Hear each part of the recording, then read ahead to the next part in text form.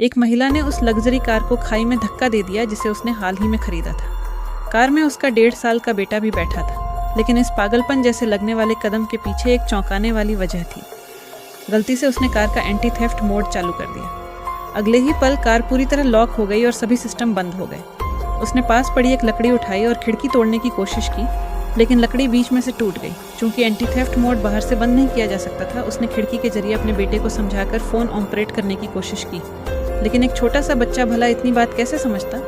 वह स्क्रीन के सामने उलझा हुआ था। अब मई की चिंता और बढ़ गई। उसने कार के स्मार्ट सिस्टम से बात करने की कोशिश की, लेकिन एंटी थेफ्ट मोड में बाहर से कोई कमांड नहीं दी जा सकती थी। गुस्से में उसने एक पत्थर उठाकर कार पर मारने की कोशिश की, लेकिन कार नैनो पार्टिकल्स से बनी थी। पत्थर टुकड़ों में बिखर गया, पर कार पर एक खरोंच भी नहीं आई। कार के अंदर अपने बेटे को रोते हुए देख मई को समझ आया कि उसे किसी की मदद चाहिए। वह तुरंत आसपास किसी को ढूंढने निकल पड़ी। थोड़ी दूरी पर उसे एक पावर मॉनिटरिंग स्टेशन दिखाई दिया, लेकिन वो बंद था क्योंकि उस दिन छुट्टी थी। मजबूरी में उसने दीवार फांदी और अंदर घुसी।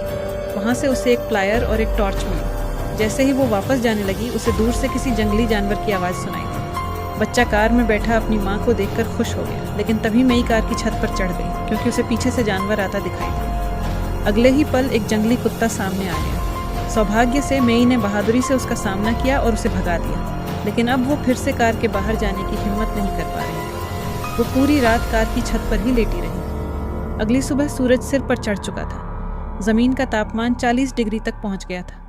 कार के अंदर बच्चा गर्मी से बेहाल था। मई ने अपनी जैकेट उतार कर खिड़की पर डाल दी ताकि थोड़ी धूप कम हो सके, लेकिन उसका असर बहुत मामूली था।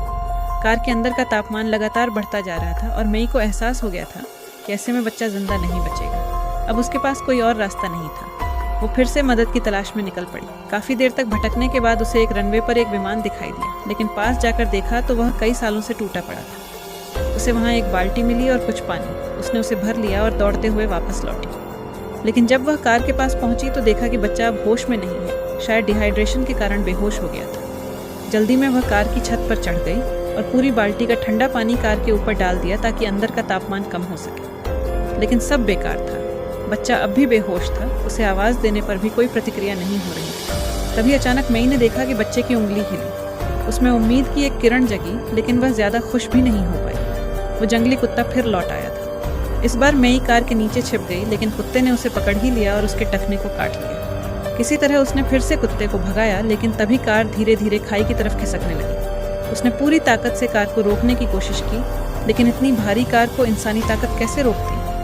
तभी एक चट्टान पहिए के नीचे फंस गई और कार वहीं अटक गई। अब मई को एक पागल सा विचार आया। उसने सोचा, अगर वो कार को खाई